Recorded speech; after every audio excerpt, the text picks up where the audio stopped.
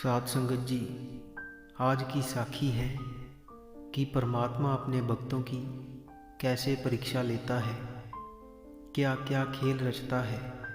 आइए आज के प्रसंग में इसे जानने की कोशिश करते हैं। 12 बरे गर बास बस, जमते ही सुख ली उदासी। माया में अतीत हुए, मन हठ बुद्ध न बंद खलासी। सुखदेव का शब्दी अर्थ है। वैसे सुखदेव जी व्यास जी के पुत्र थे। इनके जन्म की अनोखी कथा इस प्रकार है। पार्वती और शिवजी महाराज जी का आपस में प्यार था। एक दिन कैलाश पर्वतों पर अकेले बैठे थे। पार्वती ने दोनों हाथ जोड़कर अर्ज की, हे प्रभु जी, आप जी की माया ऐसी है, स्त्री बहुत शेती बूढ़ी हो जाती है। जब वह बूढ़ी हो जाए तो वह जीवन सुख आनंद प्राप्त नहीं कर सकती। तुम्हारी और मेरी अटूट प्रीत है। मुझे भय है कि आप त्रिकाल एक समान रहने वाले हो, पर मेरे ऊपर जरूर बुढ़ापा आ जाएगा।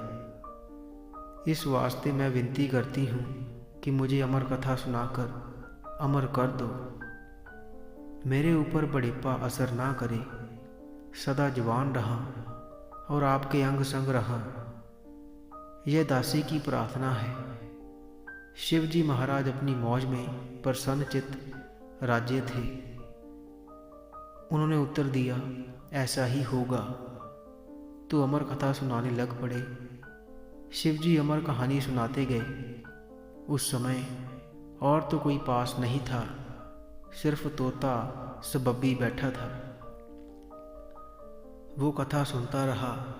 शिवजी चाहते थे कि और कोई कथा ना सुने, ताकि प्रभु की माया अथवा रचना में फर्क ना पड़े, मरना जमना कायम रहे।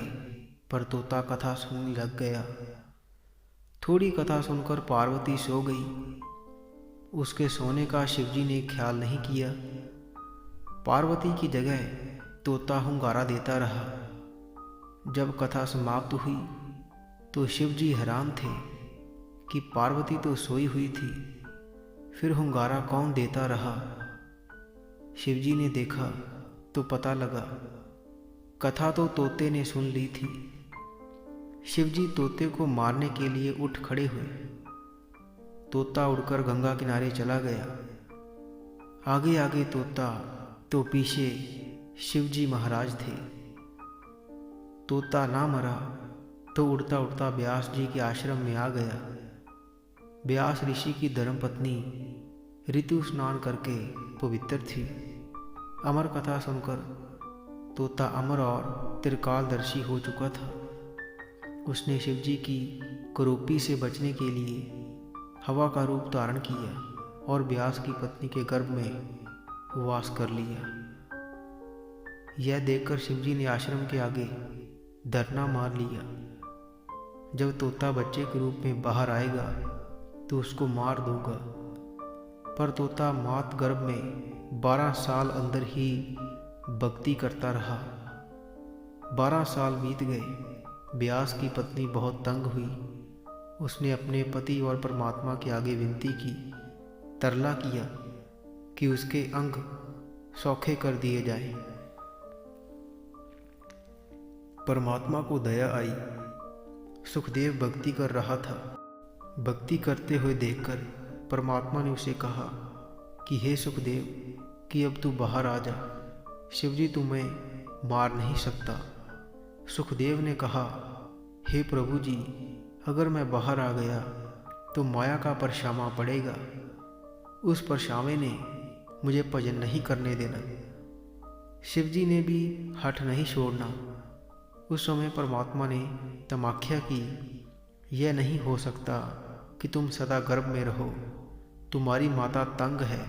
तुम्हारे तक माया समाधि लगाने पर असर नहीं करेगी। शिवजी भी चले जाएंगे। एकदम बाहर आ जाओ। ऐसे परमात्मा के हुक्म अनुसार सुखदेव ने जन्म लिया। तो जन्म लेते सार ही जंगल की तरफ चल पड़े।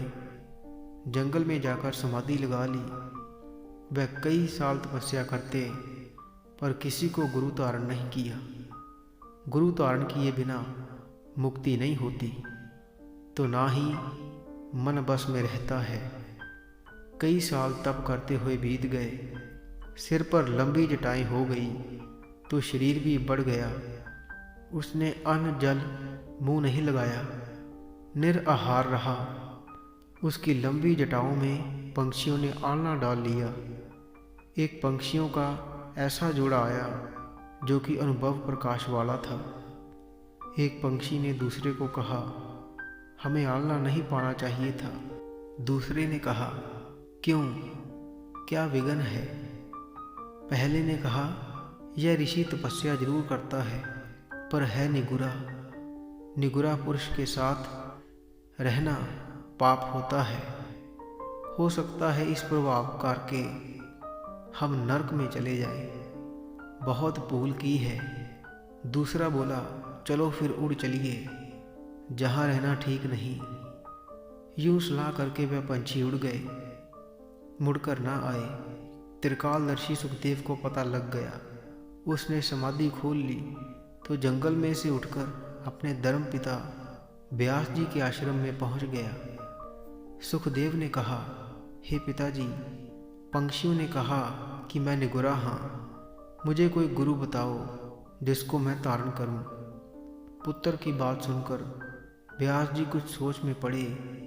अंत उन्होंने अपनी राय यूं प्रकट की, हे पुत्र, राजा जनक के बिना तेरा कोई और गुरु नहीं हो सकता। उसको गुरु धारण कर ले, उसके राज में पहुंच जा।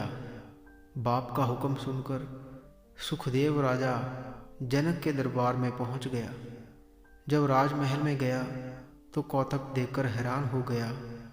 वो कौतुक यह था कि राजा जनक राजमहल में अनोखी दशा में खड़ा था। उसका एक पैर तो कुहाड़े में था तो दूसरा सुंदर स्त्री की नंगी छाती ऊपर रखा हुआ था। यह कौतुक था। इसको सुखदेव ना समझा। वह हैरान हुआ, खड़ा रहा तो मन में ख्याल करता रहा, ये राजा किस तरह मेरा गुरु बन सकता है। उस समय एक कौतुक और हुआ। वो यह था कि राजदूत ने आकर स्नेहा दिया कि शहर में आग लग गई है। बहुत ही भयानक आग है। धीरे धीरे खबर आई कि शहर सड़ गया। जो आग है वो मुख्य दरवाजे तक पहुंच रही है। सुखदेव मुनि पौंडा में तुम्बी और कापीन टांग आया था। उसको ख्याल आया कि उसकी तुम्बी और कापीन सड़कर स्वा ना हो जाए। वह दौड़कर बाहर को जाने लगा तो राजा जनक ने उसको आवाज मारी। वह खड़ा हो गया। राजा जनक गुस्से में बोला, वाह ओ ऋषि पुत्र, 12 साल माँ के पेट में भक्ति की, 24 साल समाधि लगाई, 36 साल बीतने के बाद भी मोह माया का त्याग नहीं हो सका। क्या करता रहा? शहर सड़े की चिंता नहीं, एक तुम्बी कपीन की चिंता है। यह चीजें ढूंढी नहीं जा सकती। जा दौड़ जा, तेरे जैसे मोह माया के दासों को चेला नहीं बना सकता। यह कहकर राजा जनक ने उसको अपने महलों से बाहर निकाल दिया। महलों से बाहर होकर सुखदेव क्रोध और अहंकार का शिकार हो गया। माया ने उस ऊपर काबू पा लिया। कम बोलता हुआ अपने बाप के पास पहुंचा। उसको सारी वार्ता सुनाई तो व्यास ने कहा, हे सुखदेव, यह सब झूठ है। उसने तुम्हारी परीक्षा के लिए यह कौतुक किया। ना शहर को आग लगी और ना ही कोई सड़ा। सिर्फ तेरी परीक्षा लेनी थी। परीक्षा में पुत्र तुम रह गए। सुखदेव ने हाथ जोड़कर कहा, फिर पिताजी मैं क्या करूं? अब तो मैं भी शर्मिंदा हूं। व्यास ने कहा, बेटा यह तो ही माया है। यह माया का ही असर है। एक बाप बच्चे को गुस्से होकर घर से बाहर निकाल देता है। वह गुस्सा घड़ी पल ही होता है। मुड़ जब गुस्सा उतरता है तो बाप बच्चे को घर बुला लेता है तो बच्चा घर आ जाता है। बाप बच्चे का सदैवी त्याग नहीं होता। इस तरह गुरु चेले का संबंध है। जाओ मुड़ उसके पास फिर जाओ। सुखदेव ने कहा, जाऊं कैसे, कोई राह बताओ। पुत्र की यह बात सुनकर व्यास ने कहा, ऐसे कर, राजे के महल के पास चला जा, महल के पश्चिम तरफ खड़ा हो जा। वहाँ एक चरोखा है, उस चरोखे में से राजा जनक जूठे पत्तल फेंकेगा जो सादाओं को भोजन खवाते होंगे। चरोखे के नीचे खड़े को आप ही देख लेगा, डरना नहीं, शर्म और घृणा नहीं करनी। चरोखे नीचे खड़े रहना, चाहे जूठ ऊपर गिरे, ऐसा करने से ही तुम्हें गुरु दर्शन होंगे। बाप से शिक्षा लेकर सुखदेव आश्रम में चल पड़ा। वह बहुत तेजी से चलता हुआ राजा जनक के महलों में पहुंचा। बताए चरोखे नीचे खड़ा हो गया। उसने अपने आप का त्याग कर लिया। ऐसे अनुभव किया जैसे उसमें सोच या चेतना नहीं थी। वो एक पत्थर का अचेत बुद्ध था, जिस ऊपर राजा जनक जूठे पत्तल फेंकता गया। जिस तरह सतगुरु रामदास जी ने अपनी वाणी में भी फरमाया है, जात ने जात देख मत बरमो, सुख जनक पंगी लाए, त्यावे वो जूठन, जूठ पई सिर ऊपर, खिन मनुआ तेल ना डलावे वो। सतगुरु जी फरमाते हैं, हे गुरु सिखो, उच्च और नीच जाति या कुल का ख्याल छोड़ो। यह तो एक भ्रम है। असल में शरीर करके और आत्मा करके ऊंचे और नीचे एक ही समान है। भक्ति की दुनिया में तो वैसे ही अनोखी है। सुखदेव खड़ा रहा, राजा जनक उस ऊपर जूठ फेंकते गए। इस तरह 12 साल निकल गए। एक दिन राजा जनक को तरस आ ही गया। उसने अपने पास बुलाया, उसको स्नान कराया। यहीं पर बात खत्म नहीं हुई। राजा जनक ने और इम्तिहान लेना चाहा। वो इम्तिहान यह कि सुखदेव ऊपर नारी की सुंदरता असर करती है या नहीं। उसने तेल की थाली भरी, अडोल सुखदेव के हाथ ऊपर रख दी। अब थाली ऐसी थी कि जेकर उस ऊपर ध्यान ना रखा तो वो उलर कर गिर जानी थी। ध्यान रखना और चलते जाना। हे ऋषि पुत्र, ये थाली ना उलरे और ना डुले। सारे शहर की परिक्रमा करके आओ, देखना रास्ते में कोई ठेठा ना लगे। हाथ ऊपर थाली चुककर सुखदेव चल पड़ा। रास्ते में राग रंग हो रहे थे। स्त्रियां सोने लिबास और हार श्रृंगार करके मंगलाचार कर रही थी। कई जगह पर गीत गाए जा रहे थे और कहीं पर नाच हो रहा था। ऋषि पुत्र को देखने के लिए भी अनेकों नारी आ गई। उन्होंने देखा, पर सुखदेव ने किसी तरफ नहीं देखा। वह तेल की थाली में से अपना चेहरा देखता हुआ चला गया। महल पहुंच गया। रत्ता न डुला। राजा जनक बहुत प्रसन्न हुआ तो उसने सुखदेव को अपना चेला बना लिया।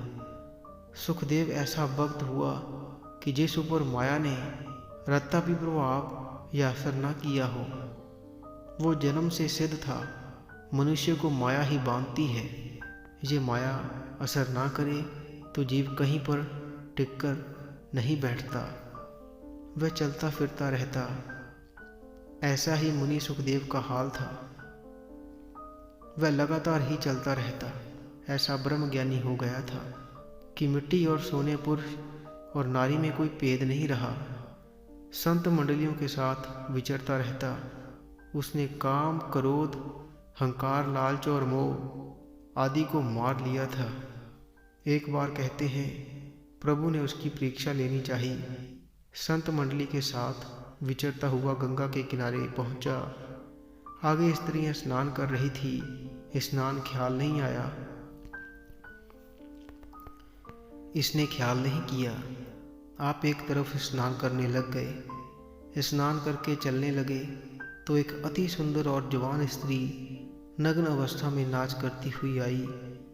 उनके आगे होकर अचानक नाचने लग गई। ऐसे हाव भाव दिखाए जो मन मोहने थे, पर सुखदेव के मन और नेत्रों पर कोई असर नहीं हुआ। वो अडोल रहे और आगे चल गए। ध्यान ही नहीं किया। इस तरह वो स्त्री शर्मिंदा हो गई। उसके बाद परमात्मा ने सुखदेव मुनि की कोई भी परीक्षा नहीं ली। सत्संग जी, इसी के साथ हम आपसे इजाज़त लेते हैं। कल मिलेंगे ऐसी ही एक रूहानी साखी के साथ, रूहानी विचार के साथ। अगर आप रोज़ाना रूहानी साखियाँ और रूहानी विचार सुनना पसंद करते हैं तो आप इस चैनल को सब्सक्राइब कर लीजिए और साथ ही बेल आइकन पर भी ज़रूर प्रेस कीजिए, ताकि हम जैसे ही नई वीडियो अपलोड करेंगे उसकी नोटिफिकेशन आप तक पहुंच जाया करेगी। और अगर आप रूहानी साखियाँ पढ़ना पसंद करते हैं तो आप हमारी वेबसाइट www.santwachan.com पर जाकर पढ़ सकते हैं, जिसका लिंक वीडियो के डिस्क्रिप्शन में दिया हुआ है।